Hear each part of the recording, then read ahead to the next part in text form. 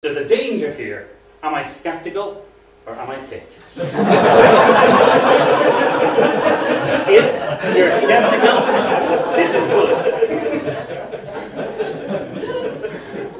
Who wants to be thick? Anybody have that? So, sometimes light behaves as a wave, sometimes light behaves as a particle.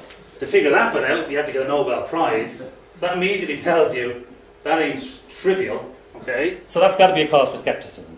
So, if you're really being skeptical, you'd say, hold on guys, how does this actually happen? But the thing about this that's really important, it's probably obvious, is that anybody can do these experiments, and they can do them and redo them. So not being able to understand the basis for an experiment, and no matter how bizarre the outcome is, if that's the way the universe operates, that's the way the universe operates. But this is on the basis of literally millions of experiments. And even tonight, when I was doing the laser through the thing bit, I didn't have butterflies in my tummy wondering, is this going to work? Will the physics have changed or something like that? I was pretty sure, I could have, but I was pretty sure that it wasn't going to. So the thing is that while you can not understand something, it's not the same, and be skeptical of it, it's not the same thing as saying that there is something that just because you don't understand it that you therefore have to reject. It's still the case that we can't fully explain this conundrum, but we can view it. We viewed one part of it tonight. The photoelectric effect is a little more difficult to set up, but the diffraction is very simple to show. So we now know, for some reason, that light behaves in two different ways. And you know, you got to think this, that if we could, excuse me, really figure out how light knows when to be one thing or another, that this would unlock something quite fundamental. Now, don't get me wrong, it's not as if the theory hasn't evolved a little bit since, but it's still the case that whatever you do, and this wave-particle duality has a fuzziness around the edges. So, let's then try to look at another example where science has a fuzziness around the edge. And in the centre, quite frankly, everywhere. And that is, we have the old, in the beginning, God created heaven and the earth was a void, dark was the face upon the face of deep and all that. If you've ever heard the Apollo 8 astronauts or whatever, as they're going around the moon, quote that, I don't know if you ever have, but you should. It always sends a shiver down my spine when I ever hear it. It's just brilliant. It was spontaneous as the Apollo 8 spacecraft comes around the back of the moon, and I can't remember now the name of the astronaut, but he sees the Earth in front of him, and he just spontaneously quotes Genesis. It was like literally the Earth being born in front of him. It's well worth YouTubing it or something like that. Was it? Borman. And I think, you know, that's amazing. But this is a map. Let me just explain briefly. This is when the universe begins, and this is roughly where we are today. So, let's ignore the left bit for a minute, okay? Now, you probably realise that's because that's where the problem is, okay? But if we look at the right-hand bit, the universe is getting bigger. So this is time going along here. And the universe, so the volume of this surface, enclosed with the surface, is an indication of the size of the universe. One of the things you'll notice is that actually the universe is getting bigger faster by the day. So you probably have heard lots of talk about this. We've got this bizarre situation that the universe seemed to be expanding at a certain rate, and now it's expanding even more quickly than it was before. So I remember when I was growing up, there was the Big Bang, Big Crunch argument. You know, will the universe continue forever, or will it come back? Well, it appears now that not only will it continue forever, but it'll do that at an increasingly fast pace. So there's something really interesting going on there, and that's a whole other sort of issue. We call this dark energy. We have no idea what it is. And I think, as Dara O'Brien said, I saw a thing on the Comedy Channel or something recently, and he was talking about science and all that, and he, of course, he's a comedian and I'm not, so he does it better than me, but you know, he's a scientist. Don't you hate people who are scientists and comedians? But he was saying, you know, that basically says, you know, people say, well, you know, well, science can't explain that. That's what they call it, science. You know, and there's a lot of truth in that. Most of what makes science interesting is the things we can't explain, not the things we can. And it's never the case that because we don't know what this dark energy comes from, that therefore we should say, aha, gotcha. It's only just a statement of the fact that we don't understand everything about the universe. And in fact, I would make a guess, it would be a complete guess, that we see as many fundamental changes in our understanding of the universe this century as we've seen in any other century. And I suspect that a lot of what we call the fundamental physics that we currently use is just a good approximation, but it's actually not right. I mean, I don't want to say wrong. But the thing is that the universe was starting and was expanding, and there was, early on there were stars formed, and then basically you get galaxies and so on. So obviously one of the things that a lot of people are fascinated by is, well, what happened back at the very beginning? So the current theory is kind of interesting. If we look at the size of the universe is basically, okay, let me rephrase, the fastest that you can go in the universe, as far as we know, you can send information at least, is the speed of light. So, the speed of light is a very fixed number. There's some very interesting things happen with the speed of light, and if I just digress for a second, imagine that I am shining my laser at you. By the way, I want the laser back. But imagine I'm shining the laser. That was a joke. No, actually it wasn't a joke, but I didn't hear it to steal it. There's a difference. So if I shine the laser at you, it's a certain wavelength, it's green. But the interesting thing about this, that Einstein predicted, so I said this is a bit of an aside, if you measure the speed of light as it comes from me, if I'm just standing here with the laser, I'm not going to obviously point it at anybody. Actually, I don't have one, so in case you're thinking I can't see the laser, it's because I don't have one. But if I point the laser in your general direction, you will measure the speed of light as 3 × 10⁸ meters per second, so roughly 300 million meters per second. Okay, that's what you measure.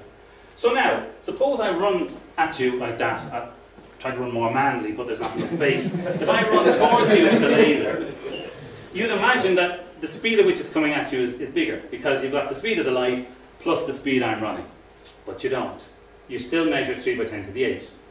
If I run away from you, you'd think you'll measure it slower, because I'm running away from you, so I'm kind of taking some of the speed away from the light. No, you don't. You always measure the speed of light as 3 × 10⁸ meters per second. Now this is really also, this is another of these things that is hard to get your head around, but you can measure, and you can measure, and you can measure in different ways with different systems. And what we find is, under all circumstances, under all circumstances, the speed of light is measured at 3 × 10⁸ meters per second. It's a constant in the universe. So, a universe, therefore, that's, let's say, 10 billion years old, if it was expanding for 10 billion years at the speed of light, go 10 billion in this direction, 10 billion in that direction, so this could be far from that by 20 billion, yeah? That's the most. So if I'm expanding at the speed of light and I go 10 billion years this way and 10 billion years, so 20 billion light years, that's the biggest it could be. What we actually find is the universe is bigger than that. The universe is bigger than allowed by the speed of light. So, this is a problem. We say that the fastest it can move is this, but somehow it's got to there. How did it get so big? So the first thing you say is, okay, it must be older, so it's been expanding for longer. But we kind of rule that out, not completely, but kind of rule that out. So the thinking is that early on in the universe, what happened was things expanded, the universe itself expanded. Which is an interesting thing, the actual universe, like we're always looking at as we're looking in on the universe, but the universe itself expanded in an inflationary period much faster than the speed of light. Many billions of times faster than the speed of light. So this is called the inflationary period. And I was at a talk recently, and the Astronomer Royal of Scotland was there, and he was the second person giving a talk. And the first person was saying, oh, he's the first man, expand them. And he came along and he said, well, thank you, Tim. He says, I don't think he used the word Molochs, but he did say, I don't believe a word of what you just said. I don't believe this inflation is completely contrived. And why is it contrived? Well, there's an interesting thing. Can you see this bit here in the timeline? In fact, we can kind of show it in a slightly different way. This is what we look at in the sky in microwaves, and this is what we see, and this is actually as far back as we can see. So if I go back we have a spacecraft which kind of looks back in time, because the further away you look, the more distant in time you are. And the radiation coming from this part of the universe is roughly 400,000 years after the Big Bang. But we can't see beyond that. So we actually have this interesting problem that we have to figure out how the universe looks like this, but we can't actually see back to what did it. So everything that we say about the universe, or the speed of light being the fastest, is fine. But when we look back and people say, oh yes, the universe must have expanded at billions of times the speed of light for a short period of time, because it's the only way we can get the universe big enough, we would be right to be skeptical. And we'd be right to be skeptical more so than in the case of young slits for the following reason. We don't have multiple experiments that we can perform. At the moment we have one experiment that we can perform. And so if we go back to the young slits, it's a wave. Well, it's inflation. That's what we call it. Well, let's try another experiment which looks at things a very different way, and if that agrees, well, then it's a particle. So what's going to happen? Who knows? And I think that's very exciting. But this skepticism is at least we're having a go. You know, people are at least trying. But just one thing I will say to you, when somebody says to you, we know how the universe began. First of all, it was all a quantum fluctuation 14.7 billion years ago. It's like wave-particle duality. If you say it quickly enough and you use big words, it sounds like it's got to be true. Nobody really understands where quantum fluctuations on the scale of a universe can come from. The problem is that we really have the probability that you would get this fluctuation that would give us an entire universe. The probability of that happening is incredibly small. It's almost vanishingly small. But there is this idea that, of course, if it never happened, then you and me wouldn't be there. So the fact that we are here means it must have happened. So you're only there, you only exist if it happened. If it never happened, then you don't exist, so you never have this conversation. So this is referred as the anthropic principle, and it's very unsatisfactory, quite frankly. So, last couple of slides. Let's switch to another issue, which is, I hope, a little bit less out there. Well, I've used distant worlds, but these are close distant worlds. I mean, really, stick with it. I know it's warm in here, but come on. So, if we think about these, the interview of distant worlds, so these are other planets, and there's some really interesting stuff. Epicurus in 300 BC said there are infinite worlds, both like and unlike this world of ours. We must believe that in all worlds there are living creatures and planets and other things we see in this world. And Epicurus and all his mates had good chats, and this was very happy. And then you had Giordano Bruno during the medieval periods, and he wrote, there are countless suns and countless earths all rotating around their suns in exactly the same way as the 7 planets at the time of our system. The countless worlds in the universe are no worse and no less inhabited than our Earth. Seems reasonable, which is why you burn him at the stake as a heretic. So if you're an Epicurus in 300 BC, you get away with it. If you're poor old Giordano in 1584, you don't. So the great thing is, of course, that this type of commentary was still sort of running along in the background, and now we don't burn people at the stake, at least not intentionally. So you have, if we now look at the modern, so you go from the ancient to the medieval, this is a really neat spacecraft called Kepler, which is pointing close to Deneb, and it simply just points there all the time, and it just takes data on a continuous basis, and what it's looking for is small variations in the brightness of the stars, which are the telltale signature of a planet going in front of the star.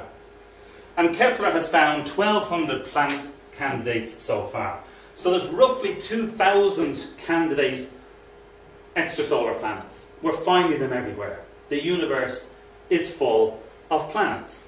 So if it's full of planets, this opens up an interesting idea. Maybe alien abduction, after all, was correct.